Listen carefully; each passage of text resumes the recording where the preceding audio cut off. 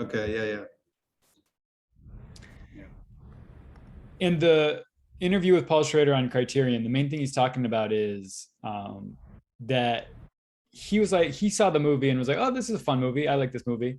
And then was surprised by how many people he knew that hated the movie, had like strong Mhm. feelings of hate towards the Yeah. movie and towards Lena Dunham. He's like, oh, that's interesting. And so he was like thinking about why that might be. And so the 9-minute video is basically him saying his theory of why he thinks the people that hate it, why they hate it. Hmm. I'm sure we'll get more into that. Yeah, we can get into that. I Definitely. definitely have a range of thoughts about this. But for Hmm. right now, welcome to Black Guys on White Movies. I am Aaron Covington. Hmm. And I am Amana Doomer. And I am their white friend, Brandon Gardner. And this week we are looking at Lena Dunham's debut, as mentioned, Tiny Furniture. Hmm. Let me pull up I should have had it up, but let me pull up the IMDb Yeah. synopsis. Maybe we try to guess what it is. It's pretty straightforward. About a Yeah. recent college grad, about a recent college grad who returns home while she tries to figure out what to do with her life. Yep. Yeah. Yeah. Accurate. Yeah. Uh-huh. Okay. Usually the synopses, the log lines have a little bit more, generate a little more discussion. This one was right on Well, the the only nose. thing I was thinking was, I think that's a very accurate log line. I think like the log line that makes the most sense. It doesn't capture the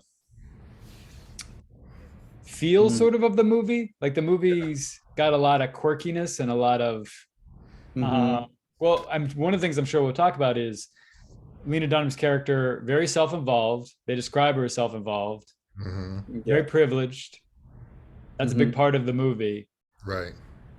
And so that's not really in the description, but I also understand you can't squeeze everything in there. Right. Yeah.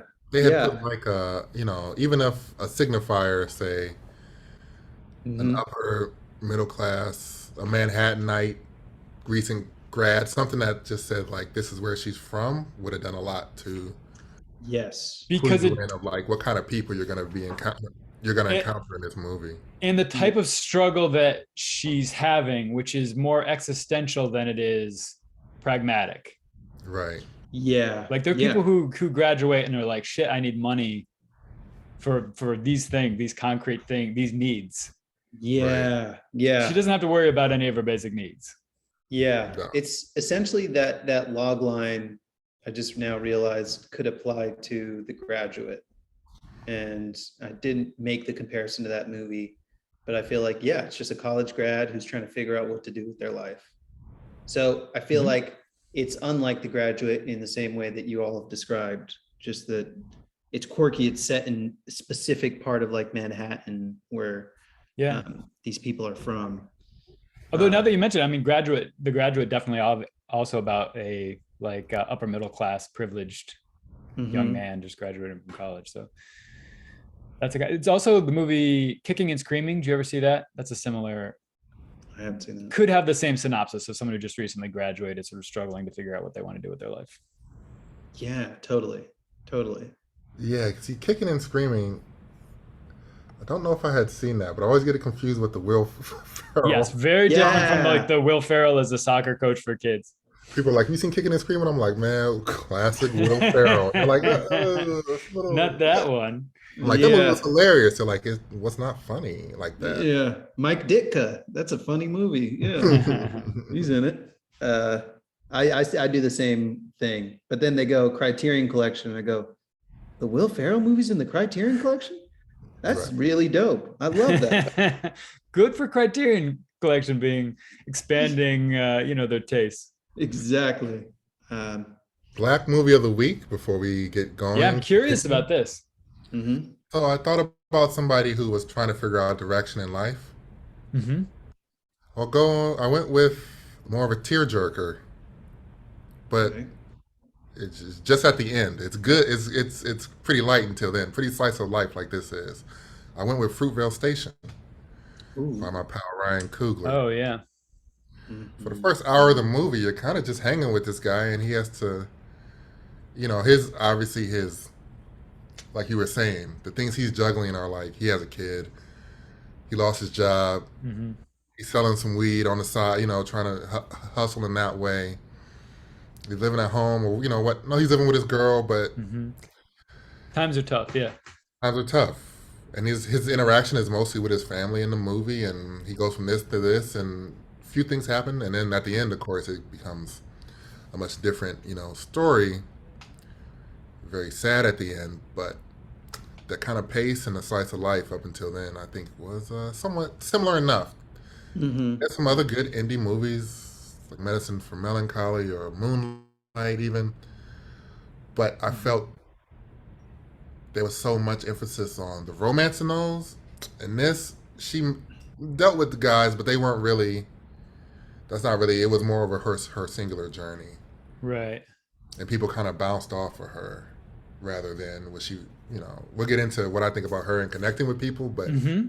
she wasn't Mhm. really trying to. And Fruitvale, he was and was connected with people, but it was really solo on his journey and him making this turn in his life before the tragic events took over. Even though he had his girl and that was a nice, really nice relationship too, but Mhm. you know, it was so focused on him and what happens to him. Right. Cool. Yeah. Yeah, Yeah. that's a good rec. That's a really fun rec Well, to. the larger point, and there are other movies, of course, but as just minorities get to make movies like this less, you know. Yes. Right. Yep. So there's as much. Of course, it's a smaller pool from, but it's even smaller than like if it was a black action movie or even a studio movie or a bigger comedy. Like, rarely are we afforded the opportunity to make a mumblecore type of coming of age movie, Mhm. um, and have it like get festival love and blow up a career like this did for Lena, right? The closest I Yeah. can think of is awkward black girl going into Insecure. Yeah. And with a web series, definitely able to do it with a smaller budget, but similar sort of like that was her springboard. And sort of Yeah, a somewhat similar, like the character's a little older, but still like character in her 20s trying to figure out her life. yeah. Mhm. And they have the commonality, obviously, of HBO jumping in and being like, I want to give you a show. It's interesting because I'm sure if we compared like the audience from Tiny Furniture with the online audience, Right. Misadventures of the Awkward Black Girl, and the other web series that Issa had created, it's like, of course, Issa had a show, Right. Mhm. but with Lena Dunham, she kind of followed an old pipeline. It's like you do the indie. This is a pipeline Right. from South by, yeah. maybe it Yeah. goes back to the 70s in a sense of making an indie, but definitely the 90s where it's like you got in the festivals, now people are looking at you. She got the Right. Hmm. co-sign from Judd Apatow, kind of really a Yes. more traditional route. For sure. Yeah. Yeah. And just, I feel like I don't know the behind the scenes story of how this led to Girls, but I kind of know about the Insecure thing and just the amount that Issa was in development trying to make that thing. I can't Yeah, imagine it took Girls that long to be like, okay, finally, like you get the opportunity to be from Tiny Furniture to Girls, as opposed to Awkward Black Girl to Insecure. Um, totally. 'Cause, just looking at it, this movie was 2010, which I thought it was earlier. Girls was 2012. right. Yeah. It's a quick That's turnaround. Well, quick there's an turnaround. anecdote that I'm pretty sure is true.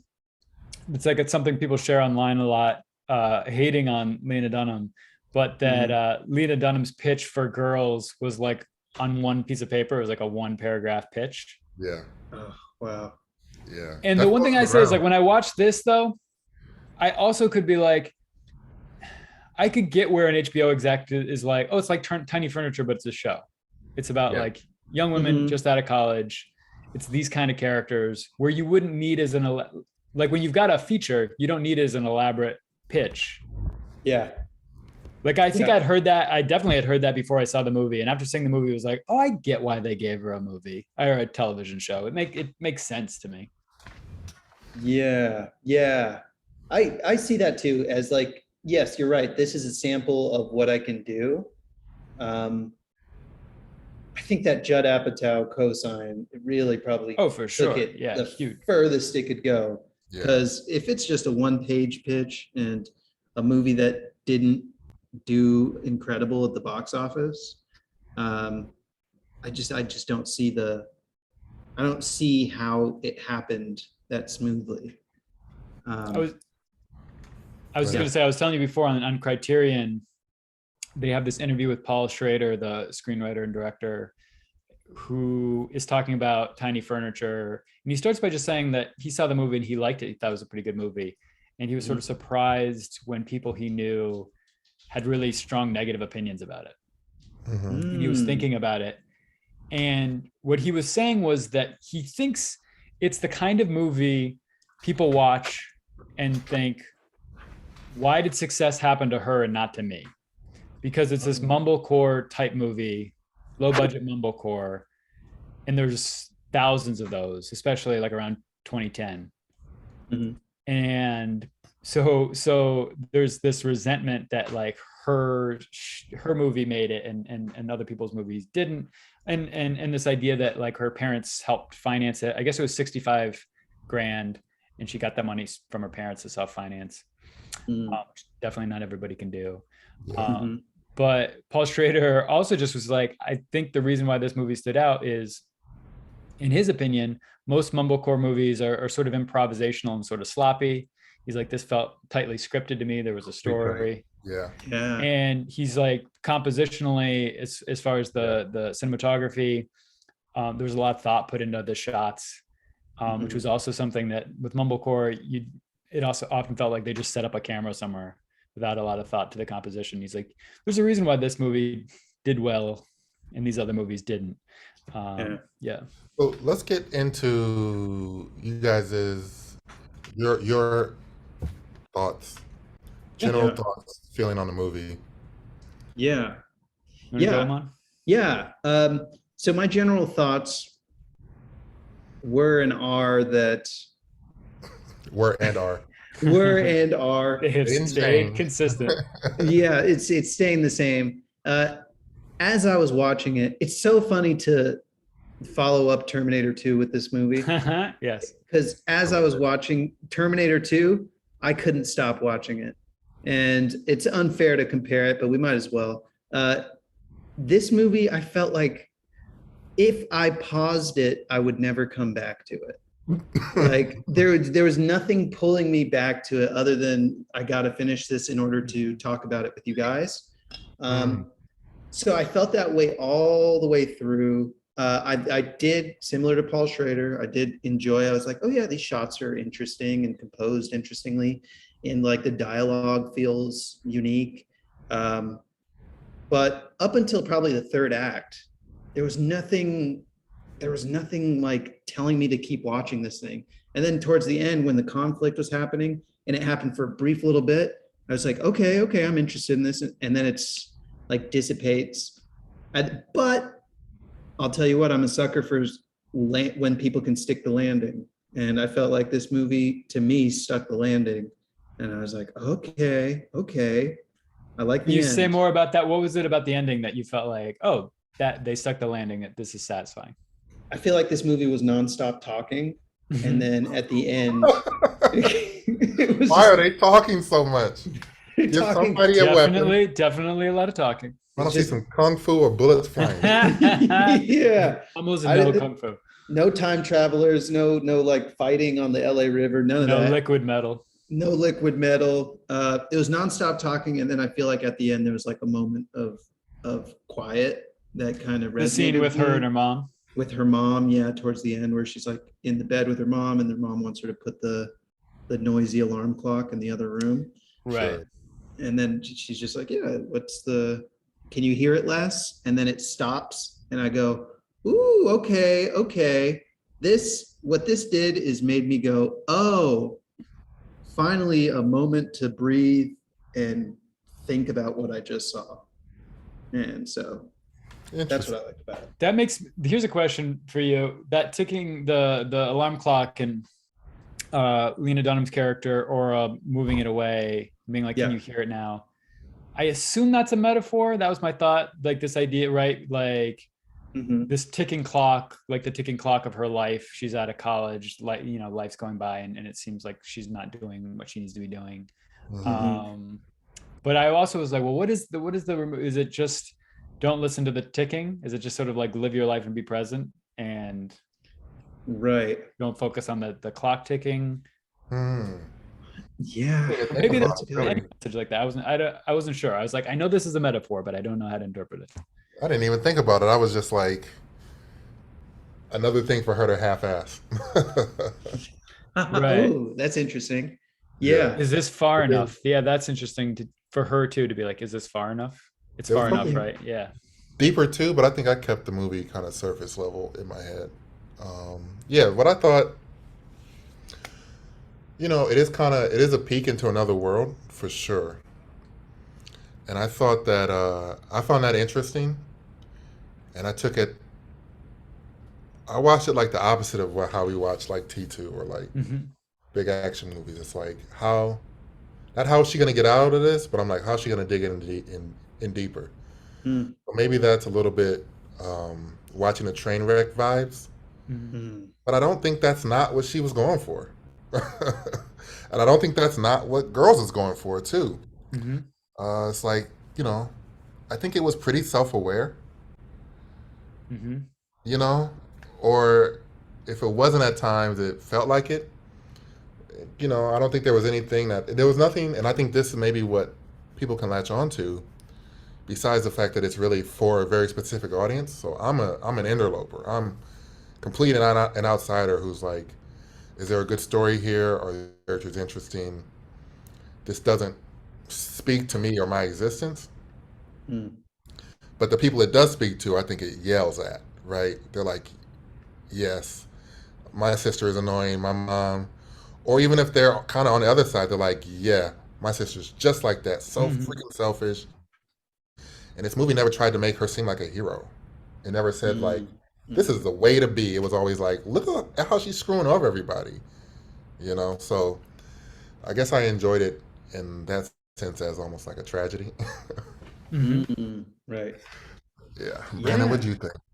Yeah, for me, it had a similar issue that I had with Girls, where I find the protagonist to be very unappealing and unlikable. This very self-involved, selfish, like baby adult.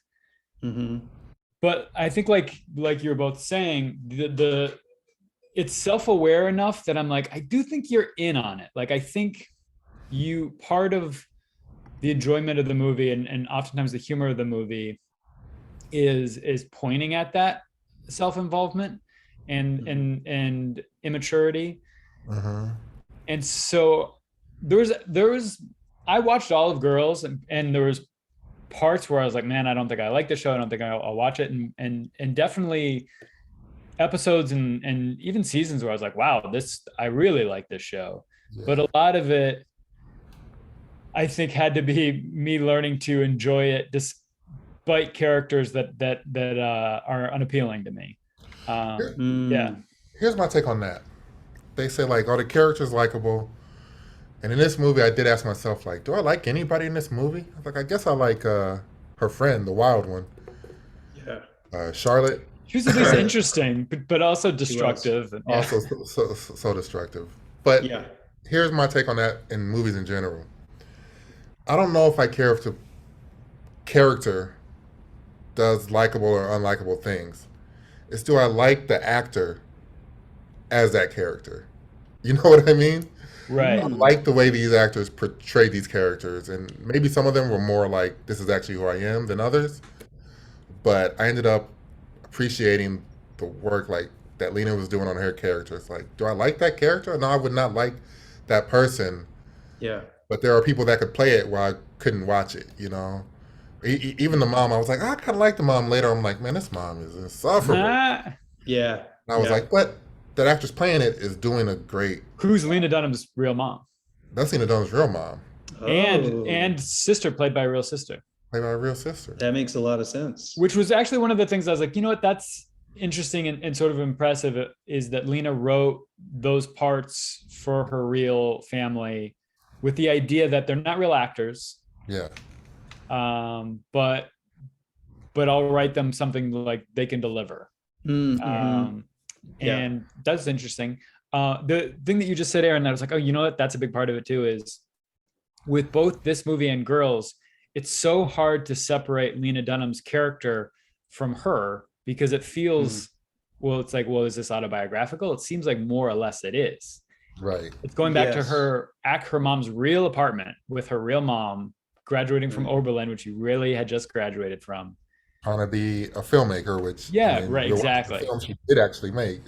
So it's Right. interesting where it's like, I find the character to be unlikable. It's being written and performed by someone who I'm like, I think that is you, but Right. you must also have some self-awareness about yourself, or maybe it isn't you exactly.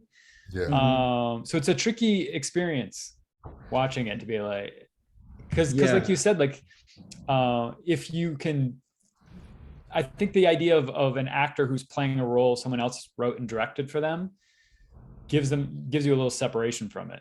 Yeah. Yeah. Yeah. Yeah. Yeah, I that was- agree. Go ahead, Amar. It's as I was watching this, I know about like how much people how many negative feelings people have about the movie, and like the in Girls and Lena Dunham and this whole thing. And as I was watching, I was thinking about the good to gain from it. And I thought, yeah, if she's going to enter this kind of mumblecore subgenre where a bunch of people are probably making movies about like being, you know, she's at least authentic to her experience.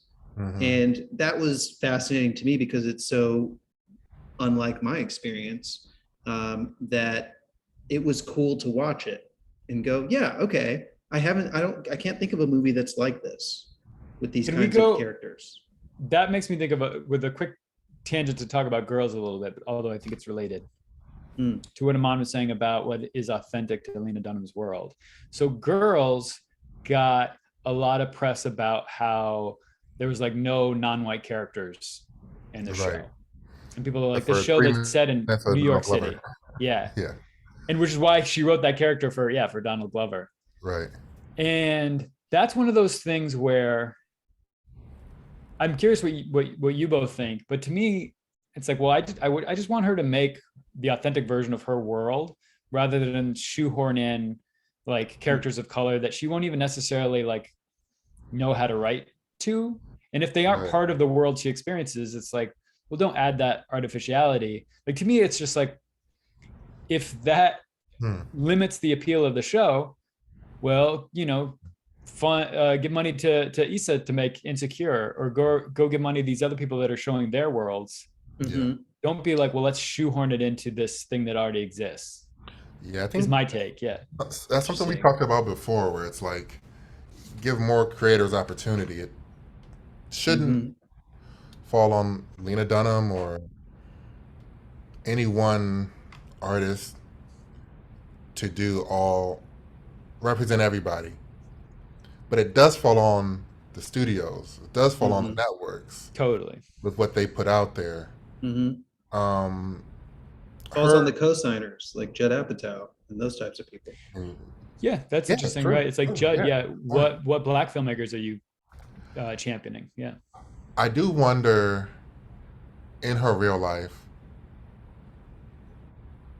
she's in New York. Look, if this was in a lot of places in this country, no, barely any black people. Right. In New York, I feel like she doesn't have to date this Donald Glover black Republican character in this show, Mhm. but somebody. She worked at that restaurant, a chef. Somebody there was black. You know what I mean? Or Right. or Mexican or Puerto Rican, Right. Mhm. Asian. She's not even like an Asian or There's no diversity. You know what I mean? Hmm. And that is a little hard for me to believe on a base level. But I agree that I'm not watching her show to understand a black experience. And I No. don't like you said, I wouldn't want to see like a black character put in this world and that not be addressed or explored a little bit. Hmm. What Mm. they're sacrificing to exist in this world, or how they have to shift and mold to fit in. Hmm. So it's and this was my thing the whole movie. Everything is like, well, but that's how I felt the whole time. I'm like, benefit of the doubt, but also, Hmm. oh, she's like actually a pretty good storyteller. But what's the, Yeah. everything was like it was a push and pull where it's like I do respect what she's done, and people are like, well, her parents gave her the money to make Hmm. a film. But That is what you're supposed to do. yes, yes, If you can, yeah, everybody can't. yeah, But if I could, I'd have, yo, can I get 65 for a movie Yeah. real quick if they had It's it? also, yeah, I had this similar thought of like, there's a lot of kids whose parents could give them $65,000 for a movie yes, who can't make something this good with it. Yeah. yeah, yeah. We don't care to make Like something. $65,000 is a lot of money for your parents to be able to give you, but for a Yeah. feature, it's a real accomplishment to be like, I made a feature for $65,000, even in 2010. That's Hmm. tough. It is Yeah. tough. Yeah, I agree. I think that maybe it's unfairly being put in the category with those mumblecore movies that are made for what, like $45 and a bag of chips. Like No, this maybe is because not unfair. This is a mumblecore for sure. I know, but to compare it to those other ones, it's like it Which, doesn't even. which other ones? Which other ones? You know what I'm talking about? All those. I feel like a lot of those early mumblecore movies where it's I like, feel like I'm not well versed enough Yeah, we need a list. We need a list. okay, I'll come up with I a feel like I they got list. were to made watch for some like, early Duplass brothers. yeah, I feel like they were made for anywhere between 10 to 100,000, anywhere in that range. Right, I think right, there's even a higher range that's still mumblecore, you know. Right. But I think most true. of like the kind of more recognizable ones are probably in that range that I can't really even think of them, but just thinking about the genre, right? Right, right. Um, yeah, but I totally agree. If you have the money, give it. Like people's parents who can do that will do that for their kids, and that's not a good argument against it. Um, yeah, I agree. I kind of disagree a little bit with what we're talking about shoehorning people of color in. I do it. Shoehorn people of color into this world, into Mm, girls, into this. Like those people, give them checks. Like get them exposure. Let them have a chance. Like Even not every actor, and also not every person of color needs to be in Girls or one of these kinds of movies and have to represent a deeper thing. That was the issue I had when casting. I was like, oh my God, this would just be a totally different movie if we have people of color in it. Because it can't just be a movie about a privileged kid finishing college. All these actors have like such gravitas and like charisma and personality that it can't just be like, oh, yeah. no, no, no, no, no, no, no, no. I mean, I guess I'm saying like at like the house party, right? Mhm. There's probably Mhm. one black girl there or one black dude, like Amon is there, you know, Yeah, because he's friends with one of the white dudes, right? Or at the high school party, the high right. school has one or two black kids. Yeah, They should be at the high school at the party at the house. You know what I mean? yeah. Small stuff If like that, and sometimes that's tokenism a little bit. I don't know if there is a perfect answer, but the better thing is like, oh, we had girls and we had insecure. You know what I mean? That does feel mhm. like in some ways a trade off, and not that those I'm not comparing those shows. Just the fact that like we had white led and we have a black led show, and you know now we need shows with other leads. I guess I want to see in the more different worlds too.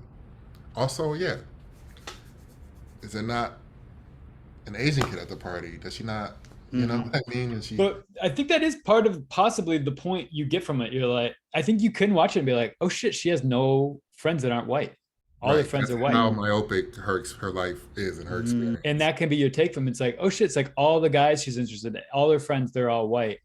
Because I do think we'll go like I think it makes sense to have in your mind, it's like, well, these black actors aren't getting a chance at these roles. But the opposite is almost like when you see like a political ad for like a white politician, Right. and the ad Mhm. is like them hanging out, and there's like one of every type of person at their barbecue, and you're like, Yeah. What's that's the not what their line? barbecue is like. You're giving a false Authenticity and representation of pandering. yourself. Yeah. Yeah. It's like Yeah. almost like propaganda. Like if I think in a way, if Lena Dunham had like, let's say cast the like Alex Karpovsky character, the guy who was the filmmaker she sort of had a crush on. Right. If she had cast him as a black actor, it really would change my perception of her Yeah. Mhm. character. And I think would probably make her seem better, or like this thing of like, oh, interesting. She's not just her circle isn't so narrow. Yeah. But I think part of the point of the movie is, oh no, her circle is pretty narrow. Yeah. Right. Yeah. So I guess I see the different sides personally. I don't know that I have have the answer other than to the networks. Yeah, exactly. Not to her Mhm. specifically, but to the networks. To Because yeah, Mhm. HBO can look at the programming yeah, and be like, Then oh, you have the all big- these shows. Yeah. you have the big tentpole shows. It's like, okay, yeah, Westworld, which was pretty diverse. Mhm. Like, yeah, that's got to be diverse, and it's like Future World. Like, why would you know? And like Yeah. and then it's hard when they do like the Game of Thrones and stuff. And I don't watch those. It's not a genre that I really can get into. Mhm. But with those, I'm like, yeah, I don't know what the book said, but this is HBO tentpole show. It should have a little Yeah. diversity, and it's a fantasy world, so Yeah. Yeah. This is not an auteur like doing something semi autobiographical. It's just like made up fantasy world with dragons. Right. Yeah. let's talk through the movie a little bit. I took some notes. So 4 minutes in, first bit of nudity. That's when we see some butt. Oh yeah. Right. A trademark, a Dunham trademark from Yes. girls. Yeah. And that's definitely one of the things that makes her stand out. Is she in her way she tries to be honest about sexuality, but just depicting it a lot of times it's like, I mean, most movies aren't going to go there, or like, and it's another thing if you use it like as you exploit it a little bit, or it's like really sexy. I wrote a note here that this is like the most non-sexy sexy movie. Like, it's about a lot of sex, but Mhm. it's so Yeah, non-sexy. the big sex scene is not sexy. It's not sexy. It's if anything funny or sad, depending on how Yeah. you're watching it. Yeah. For how much this movie was about sex, it was extremely unsexy. And I think that, as far as her storytelling and her persona, is like, that's kind of a big deal. Most people inject some sexiness into it, and she was like, nope. And part of it too is her sort of body type is not shown naked a lot. Yeah, yeah, Yeah. So that's another thing where it's like, yeah, that's because as much as okay, she comes from this privileged background, her parents gave her some money. It's also, as the writer director casting herself, she's not like a type that's well represented. yeah. Mhm. She almost has to do it herself. Yeah, that's what Yeah. when we get into the casting, that's what made the casting so hard. Is Oh, the casting was fun. I had to was just excited. divorce. To me, it was like almost impossible. I had to divorce Yeah, myself a it's- little bit and just I did go in another direction. In all her interactions, like, okay, it was tough to pin down. Like, she's extremely needy, the character. She's so Mhm. needy. But also everyone is neglecting her or pushing her to the side. But she also rejects everyone any chance that she gets, despite being very openly needy. And then when somebody does like her, she hates them, like her friend Charlotte here. But that's who she ends up bonding with the most. Right. I think partially because that was the only person who was like actively trying to hang out with her, that she didn't have something she could disappoint her with. That's She didn't give her anything that would give her power. Like, her friend from college was like, oh, I need to expect something from you. We're gonna move in together. And she just anytime somebody expected something from her, it was a wrap. It was not gonna happen. Interesting. Yeah. Yeah. And It's I was interesting. like, Like that. The guy she likes, the chef, yeah, is just this Mhm. asshole. This he's like treats her so bad. just a complete f boy. He's like, yeah, my girl, but he was already cheating on her with somebody else, and Yeah, it was like, yeah, bro, what is your life? It's just yeah, whatever, man. yeah. And her ex-boyfriend before left her to do like some kind of farming Some sort of community in organic Colorado or farming something. community or something. Yeah. Yeah. I read into that a little bit. What were they saying? Was there a line that alluded to him maybe being gay, actually? Or did I just read into that? Hmm. I wonder. She Oh, definitely she called him a male feminist. I don't know. Maybe I don't know. I don't remember one. Yeah. yeah, So maybe I had a I missed feeling that she it. dated a gay guy in college. Maybe not. I You know, don't. a guy that wasn't out. You know, Right. Right. people, Right. Right. people go through these Right. situations. Mm-hmm. I would say at Oberlin, there's probably less closeted. It's a very accepting You can community. be, yeah, Yeah. yeah. Oh, If you okay. can be anywhere at a college, I would say Oberlin.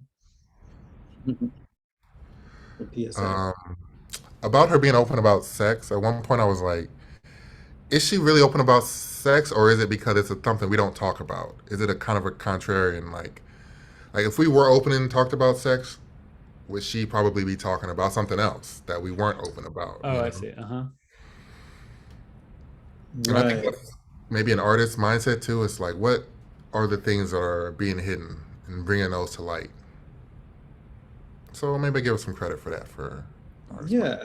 Yeah, definitely. And it wasn't like she was portraying herself in a great light when it comes to that. Yeah, Yeah. Yeah. I wrote about this.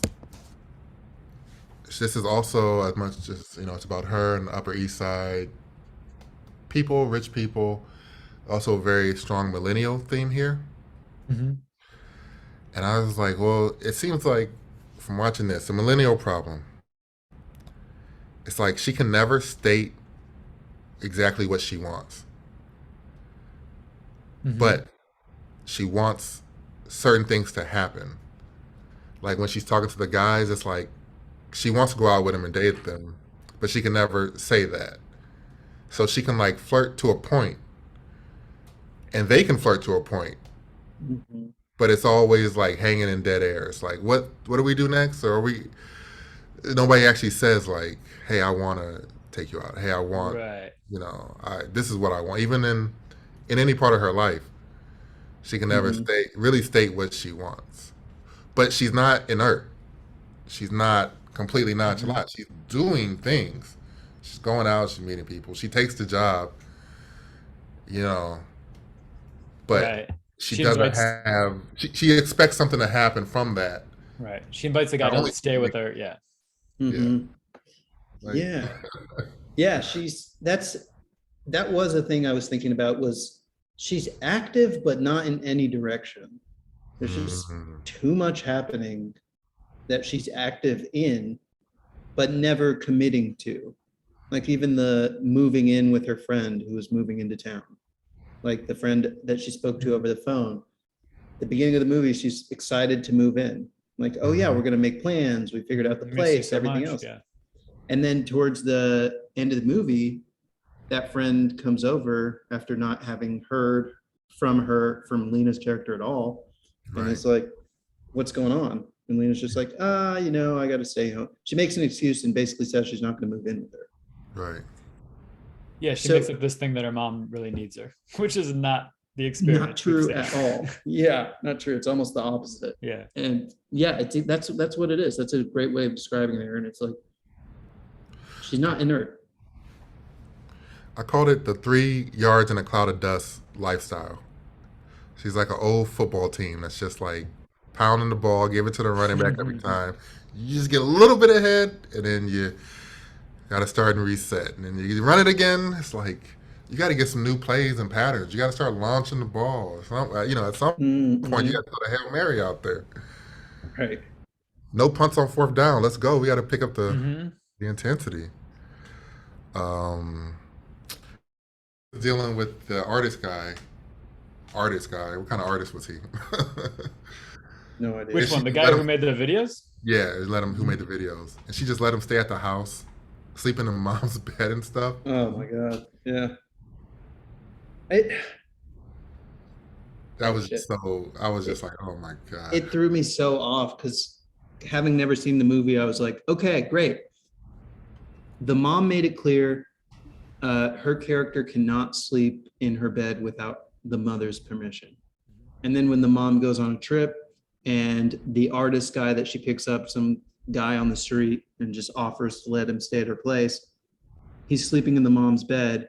And to Yeah, me, I go, okay, this is going to lead to drama. This is going to lead to conflict. The mom's going to get involved and it's going to turn into a big fight. Okay, I'm leaning forward finally. Like, yes, it's about to go down. And nothing happens. The repercussions aren't there. She reads the mom's diaries with all this personal Oh, yeah. information. And I'm like, okay, she's making YouTube videos, putting it out in the world, reading her mom's diary. Something's gonna, there's gotta be a repercussion. Mom's gonna be pissed. Nothing happens. Definitely no repercussion there. There was a little bit of a repercussion to the guys thing over. Like the mom was pissed about it. It wasn't explosive, but the mom was definitely like, he can't Yeah. stay here. You gotta, yeah. but I Yeah. like when the mom was Mhm. like, "And you're not having sex with him," and it was like we Yeah, that's obviously, weirder. Yeah. obviously she wants to, but she can't do that thing. But she can break all these other rules. Mhm. You're the Mhm. wrong kind of rebel. Yeah, Yeah. yeah. She's rebelling against the, yeah, like the thing that's supporting her. But when the mom said, there were a couple lines that were good. I think it was maybe the friend said, "Our people are assholes." Like your college friends weren't assholes. Right. Our people are assholes. I was like, nice. Mhm. And there was another line the mom said. Well, one time when they were arguing, the mom, the sister, and her, and she was like, "This is my house too." And I'm like, "Black family?" They'd been like, "This is not your house. You live Not here, at all. not your house. You ain't paid no bills. Yeah. Talking about your house." You know, It's like a Huxtable line. 100%, Theo. What? You know, this is Yeah. not your house. That's, Um. So yeah, and but there was a point when they were arguing that same argument. I kind of had her side in a sense of like, oh, you guys are like pushing her to the side in a way, you know. Mhm. mhm. I'm not saying that she wasn't annoying, but I could see why she would lash out, you know. Yeah. I do feel like this movie speaks not just to people in Upper West Side New York or that in like Calabasas or some other rich community. I think wherever there are like upper class, upper middle class, suburban white families, that those sons and daughters are relating to a movie like this. Mhm. I Mhm. think there's a lot about it that they're like, even if they're in, you know, I don't know, Missouri or Florida or something, I think that's the audience. You know, it's a That's interesting. white, high, you know, upper economic class audience. I will say, like, the mother, I don't think is a traditional or stereotypical upper middle class or like upper class white mom. Like, she's Right. so detached. Like, she's an artist, An right? Like, that is eccentric her artist. number Mhm. one identity, is like her work, Yeah. where she Mhm. gives her character, her daughter, a lot of freedom, right? Like, really, the only rules were about what would affect her directly. Like, don't sleep in my bed, don't drink my wine. Right. But other than that, there was no like curfew. There was no, not that you necessarily would with someone who's 22, but she was never keeping tabs on her. Right. Daughter was just off doing her own thing. And even like we were saying before, like the reaction to her reading the journals, even the reaction to the sex, where she's like, "Where'd you have sex? Oh, you Yeah. had sex there?" And she's like, "Do you wear condom?" "Ah, I really wish you'd wear." Like, I Mhm. don't think is Very the simple. average, Yeah. like upper middle class white kids mom's reaction. Mhm. Yeah. Yeah. True, true. And I kind of liked it, but it was definitely not relatable. No, yeah, I thought it was No. interesting for sure. Yeah. And Very interesting. as annoying as any of the girls were, like we touched on the guys were just worse. The chef, the absolute worst. But yeah, both of them. They're bad. And like the film guy, he's like so above anything. I got to do these weird. I'm in a cowboy hat, doing these weird videos. It's like, man, if you're so above everything, just go live in the woods, man. Just And he's why- always complaining. always Always. complaining. Like, why She's are you putting in? him up, and he's like, "Oh, this bed is too this bed is too that." And he's eating all the food. Oh, jeez, man. Yeah, Could not- drinking all the wine. And he's got development meetings with HBO during the day. Yeah, he's about to get a show. My God.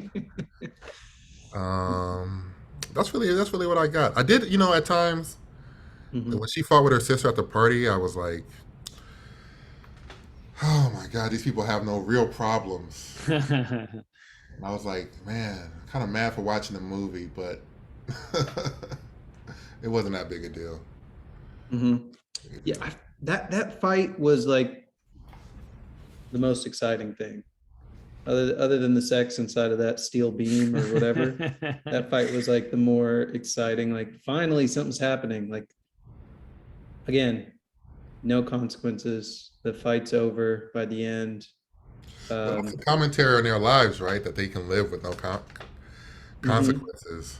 Yeah, and I think it plays into the metaphor at the end, where it's like, well, they know they got to wake up eventually, but maybe not. They could just keep pushing it further and further away.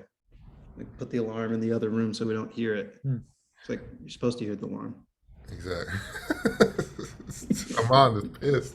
That's the point of the alarm, man. What are you talking about? That's the whole point of it. Yeah, no. Yeah, I might sound pissed, but I actually liked it. I enjoyed watching it.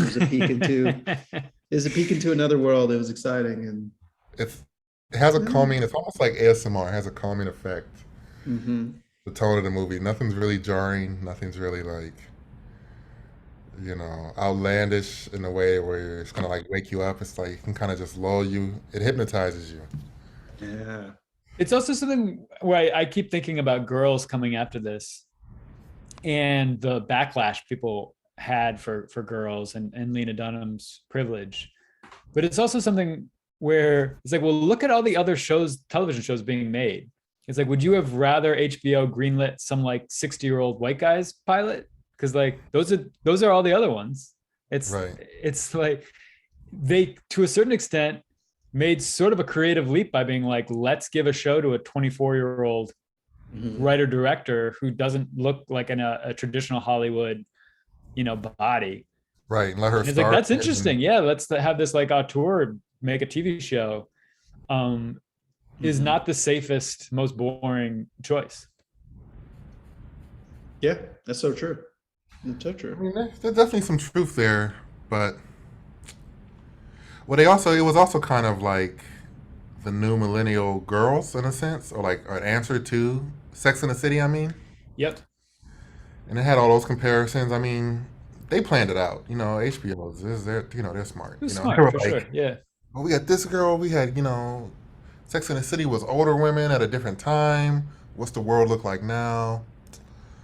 I don't know. Like I said, I think Lena's just a very, what's it called? Polarizing or Yeah. conflicting person and personality. Where it's like, there are things that you can definitely respect her for.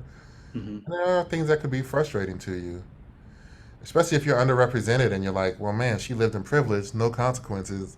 And now she's like on top of the world with a show. It seems like the rich get richer. And I think can be really frustrating. Right. Yeah. To constantly see, Yeah, I agree with that. I would just say she's not the only example of it. Like every 100%. show is that. Every show is Totally. the rich getting richer. Yeah. That's so true. That's so true. And it doesn't, the other potentially frustrating thing is like, it doesn't follow the rules of what we all agreed on. Like, there's no, even the show Girls, I looked it up, the amount of viewers is minuscule compared to any show. It's like 200,000 to 400,000 viewers, like weekly viewers. And that's breaking the rule of like, okay, we'll keep it on if it's good, meaning people like it and keep watching it. And you go, okay, well, why can't others be afforded this opportunity? Right. It got so much media coverage Yes. for the size of its audience. Yeah, for sure. But it was interesting. I watched a lot of it. You know, you guys got any other thoughts about the movie? I think we kind of covered stuff. It's, a decent mumblecore movie. Mm-hmm. It's definitely, it could make you mad. It could hypnotize you to sleep. Yeah. You also, there's some decent storytelling, some good camera work. Like when they finish the argument and all her classmates are just watching them, they pan over. Mm-hmm. Mm-hmm. And even the idea to shoot that sex scene through the pipe was like, Mm-hmm. yeah, that's not really done on film. That was really, really smart, really good, Mm-hmm. really well done. Yeah. Would I recommend it just like to any black person? Not likely, unless they was like, "Man, I'm looking for something like, unless I knew that they really like mumblecore or like alt comedy, Yeah. Right. Yeah. Yeah. I wouldn't. I'd probably recommend Girls over this, to be like, hey, if you want that, watch. Yeah, I would watch almost that say the TV same show. thing of like, watch the pilot of Girls. If you Mhm. like it, If you keep like the watching that pilot, show. watch Yeah. it. And Yeah. then if you like this show, go back and watch Tiny Furniture. And I think Yeah. most people saw the show before going back watching and the movie. checking out the movie. I was telling a mom before we started, I only heard about Tiny Furniture after Girls was out, where people were like, she's got this film before this. Mhm, mhm. And I never saw it, not till we watched it for the pod. Yeah. Let's get into casting. All right. Let's do it. So here, what I was going to say before is I feel like the most authentic, sort of accurate casting would be impossible, because it would be finding like a 22-year-old Mhm. like black writer director who's going to star in it in herself and cast her family and like actor friends. Of course. So it's like no one knew any of these people before this movie came out. Yeah, this is fantastical. Pick people you know and like reimagine. It has to be. Yeah. Yes. Okay, cool. Totally. I'll go first this time. Great. Okay. Cast for Lena Dunham, Aura. I can't hardly say it, but Yeah, Aura, her yeah. character. I went with Sam J. Sam Okay. J, the comedian, Oh, yeah, Sam J. writes on SNL. She has a show on HBO, like a talk show kind of, but it's like kind of like The Shop, but it's a little more going on. And also on Bust Down on Peacock. Oh, yes. Cool. And I was like, Sam J's really funny. That's where I went. Sam J. Cool. That's fun. Yeah, should I Go for go it. next? Go ahead. Okay, cool. So for the Aura character, I went with Ayo Edebiri. That's who I went with. Did you really? Ayo Yeah. Edebiri. From the Yeah, Bear. yeah. I went with her. I was like, yeah, she's like unique and has her own little point of view. It could be a similar. She's they're super not- dope. She's dope. So it'd be kind of Yeah. cool. like it. Yeah, pretty young. Seems like that was same Mhm. casting, same idea. Okay, we might have the same Okay. cast. That would be never been done. All right, let's see. Who do you want to do next? Let's do the mom. Yep, The mom. that's what I went with. Okay, cool. I went with Tracy Ellis Ross. next. Oh, okay. She's tall. Like this she month. could play she could play the tenderness and definitely the eccentricity Mhm. Mhm. of the mom. Yeah, Tracy Ellis Ross. That's good. I hadn't thought of her. yeah, I like that. You got a mom. I went with Lisa Bonet. Ooh, definitely seems artistic. Artsy. She could play that. Trying to A calm much someone down. sexier mom. Yes, It changes the yes, story a little bit. It's like, oh, changes that's it. your mom. right? Mom's already hot. When the Yeah, guy who's okay. living there comes in and meets her, it's like, whoa, wait a second. Yeah. Then Is it's your like, mom? okay, cool, dope. I mean, Wow. that's Tracy Ross too. She came and saw her. Yeah. Oh, yeah. Yeah. Who you got? I got Regina King. Just like who's amazing. Yeah. yeah, of course. Or let's do Charlotte, the other friend, Jemima's character. Mm-hmm. Oh yeah. A wild friend. I went with Meg Thee Stallion. Oh, nice. Nice. Let's go. She hasn't Let's go. acted yet, Hey. right? That we know of. Just music Nah. videos. Yeah. She That did we the know. part on the show. Oh my god, I can't remember the name. P Valley, the show about Oh, I gotta watch that Uh, show. uh-huh. she played herself too, so it's like, huh. But Cool. She's in She-Hulk. and she's supposed to be in She-Hulk, yeah, coming She's up. supposed to be in She-Hulk coming Alright, up. she's So blowing up. that's pretty dope. Amon, who you got? Yeah, for the friend character, I went with do, do, do, uh from Bodies, the one of the main characters, Amandla. Oh my god, 2 for Steinberg? 2. Yeah, nice. Gotta hold up my phone. Oh, this is real. I'll say this about casting for anybody listening and everybody, like, when you do black casting, you do end up thinking about the same people. Mhm. And also notice how often we have to go to like musicians and stuff. Right. But And those are also stand-ups, people that get yeah. big roles. It's like a stand-up, Mhm. a musician, somebody big in another field, even an athlete, Mm-hmm. you know. And then it's like the same pool, like especially when we do these movies with younger roles. It's like you only so many people that are known to you know that we can pick. So that's something True. that man kind of sucks. Yeah, it's a problem. But I we will gotta say, fix. considering that, we rarely overlap. We rarely overlap like This this. is very true. This is very true. So that's crazy. I've had Amandla. She's Mhm. great. She's great. What about the sister, Nadine. Nadine? So for I went- Nadine, go ahead. Keep I went with listening. Lizzo. I went with Lizzo. Another Oh musician. wow! Wow. A lot of Okay. musicians in it. Yeah. Yeah. And Same really, thing, I Lizzo. juggled these roles. So like, I had Megan as even the lead Yeah, I at one could point. see Lizzo as the lead too. Yeah. I had Liz as the friend or the college friend, but Lizzo as the sister. I like it. Cool. Yeah. Brandon, I have a feeling we're gonna have the same person. Do you want to If do it you on the do, I'm count gonna of three? blow up. Okay. Count of three. All right. All right. One, 1, two, 2, 3. Yara Storm Shahidi. Reed. Okay. Ah. Okay. Damn. I got Storm Reed from Euphoria, who plays Zendaya's younger sister. Nice. Yeah, All yeah. right. Yeah. She's good. And then you went with Yara. Yeah, of course. You know, it's killer. Yara. I could see her being like the excelling younger sister. Okay, so did you guys do others? I did. Mm-hmm. I did Let's the do one two more. guys. I did the two guys too. I did the college friend too. Did you guys do Oh, I her? didn't do the Yeah, I college did the friend. college friend. Yeah. We'll do that first, and that'll be all the Cool, women, cool, and we'll cool. do the two guys. I went with AO here as a college friend. Oh, okay. I was thinking about that too. But it's definitely a smaller role, but that's what I went with. That's a college friend. She could so do it. Yeah. I went with Kersey Clemens. Oh yeah. Oh, yeah. Man, I feel like I haven't seen her in a minute, but I'm sure she's been in stuff. Right? She's great. she's good. Yeah. Yeah, she's been good. She was on that show Love, right, for a few episodes. Yeah, she made that Believe movie so. with Nick Offerman. Mm-hmm. Mm-hmm. Oh, yeah. Kirstie Clemens, nice. Okay, now the guys. So first, Jed, the Alex Karpovsky, who goes on Alex to do Karpovsky. Girls, Yeah. the filmmaker. The guys were hard, so I kind of just first person came to mind. So for Yep.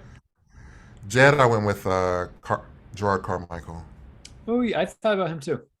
Mm-hmm. Mhm. Yeah. He's got an indie feature out that I want to see too. I can't remember the name. Yeah. But On the he, I count think, of wrote three? and directed, right? Yeah, Oh, on the cool. count of three, I think it's called. Yeah, I got to check that out. Me Who you too. got, Ahmad? So I went with Taco from Odd Future, the dude who's Oh, in wow, yeah. Dave, who plays the producer. Oh, I thought you were gonna say Taco Falls, the 7'6" Which would have been really game interesting. player. Yeah, I like him too. It's whoever's avail works. I'm going with that. Yeah, we'll I check don't know who this guy avails. is. Wait, what's he on? He's on Taco? Dave. He was on Odd Future, the rap group, Mhm. and then he's now an actor.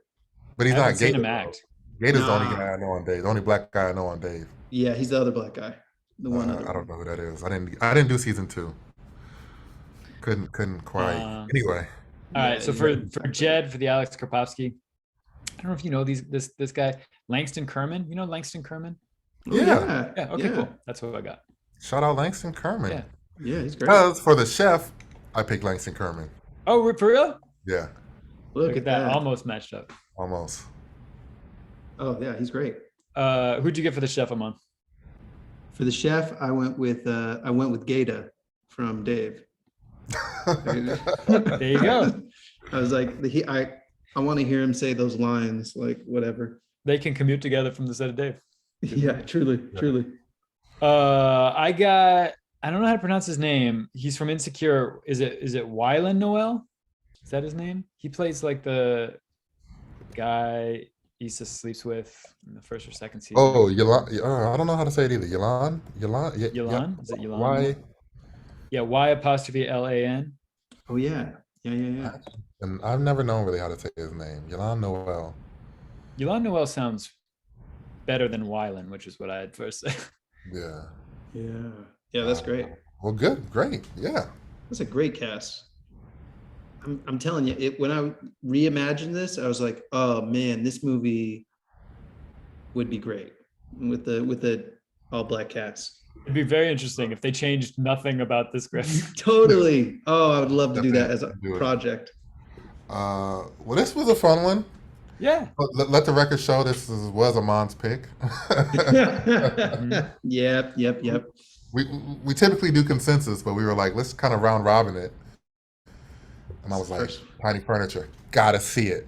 Yeah, double One thing feature. we didn't do at the 2. beginning of this one is how white is this movie? How white is this? Yeah. movie? Well, we kind of talked about it being for rich. Yeah. I guess we did. Rich whites, but Yeah. you have something to add? Just that like if someone was to ask me like to name a white movie, this is one that I think I could confidently say. Yeah. This should roll off anybody's tongue if they're like, name a white movie, and I'm like, some Wes Anderson, we did a movie of his, you might say, and this, but add Tiny Furniture to that list is like a roll off the tongue white movie. Truly.